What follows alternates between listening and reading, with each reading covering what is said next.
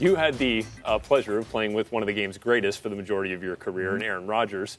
What do you make of Case Keenum and Nick Foles going head-to-head in this one? Look, you got two great defenses. The Eagles is playing great. But I asked you about quarterbacks, and you said you got two great defenses. I'm going to get there. You're in the lead there, James. And then you got the Minnesota Vikings playing. So it's going to come down to one of these guys. Whoever makes the most plays out of these two guys at the quarterback position is going to win this game. I give the edge to Case. I think he's going to come out there and make more plays than Foles just because I believe in Zimmer and that defense. They're going to bring a lot of exotic looks at Foles and create some problems for him, and they got the guys to match up on the outside with those receivers. So I give the edge to Foles, but I'm looking to see how it's the NFC Championship, and you got to go out there and make plays for your ball club to win this game, and whoever's going to do it, that's going to be the team to win. And Bucky, I think it's interesting. Doug Peterson and I played together in Green Bay when he was one of those backup quarterbacks. But I think it goes beyond what he was able to learn as a backup. He spent 4 years as a high school coach. And when you coach high school ball, you have to coach up what shows up. And I think his ability to be adaptable to whoever's played quarterback goes back to his time as a high school coach. And when you think about what Nick Foles was able to do in the game, he was out of sorts, couldn't find a rhythm. They went to some RPO game. They went some run-pass options to get him a couple layups, like a basketball player. You see the ball go in the hoop, then the jump shot begins to fall. Then they were able to do the play action and the screen game. His ability to adapt and to quickly figure out what helps his quarterback goes beyond his time in the NFL. I think his high school experience has really helped him elevate the play of his quarterbacks. First Carson Wentz, now Nick Foles. So you think that Doug Peterson perhaps puts Nick Foles in a better position to succeed in this game than maybe Pat Shurmur would do with Case Keenum? Well, I think both guys are really good in terms of elevating play because as much as I can throw praise in Doug Peterson, I can come right back and say that Pat Shurmur has done an excellent job of elevating Case Keenum. And I know we have talked about Case Keenum for the last 10 weeks, and people are ready to give him a $20 million check and say that he's going to be a franchise quarterback. But I think you have to give credit to Rick Spielman and that staff for what they've done. Executive of the year in my book. What he stepped into a situation where he has two wide receivers that can make plays. It may be the best 1-2 combo on the perimeter that we've found.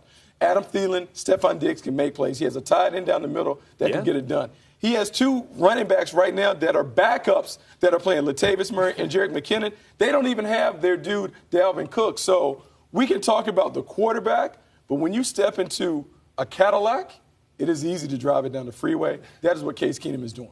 Well, back to Rick Spielman. I talked to him earlier this year, and you talk about all those other components about the Vikings.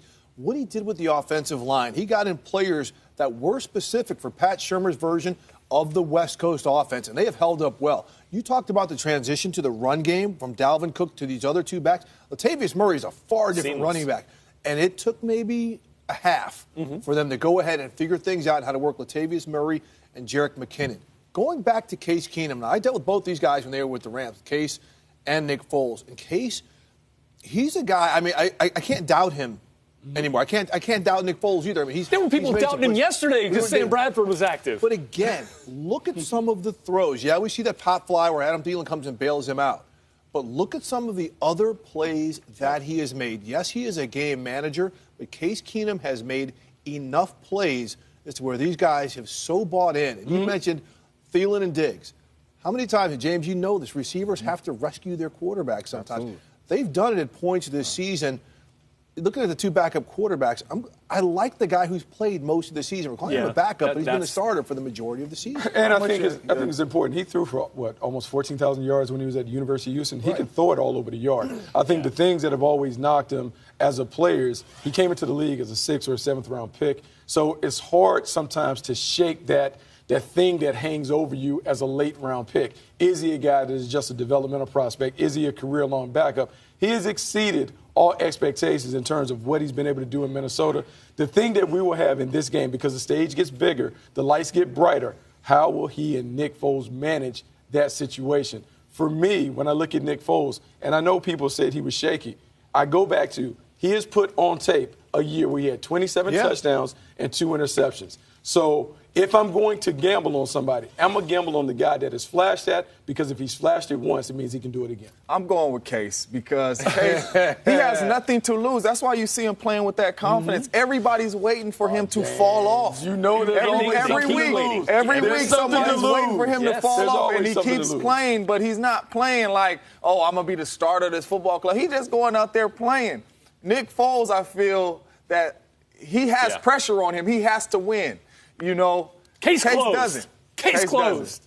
If Case loses, they're going to say, and he has a bad game, we're going to say, we knew this was coming. We knew he was going to have a bad game. You know that we're one step away from the Super Bowl. I don't care about that narrative like, he has nothing. He does have something to lose. He has an opportunity to lose, an opportunity to go to the Super Bowl. That pressure is real. He does, but what I'm saying, the fans and the outsiders looking in are going to say, we knew this Case would finally show up, so we can't even blame him.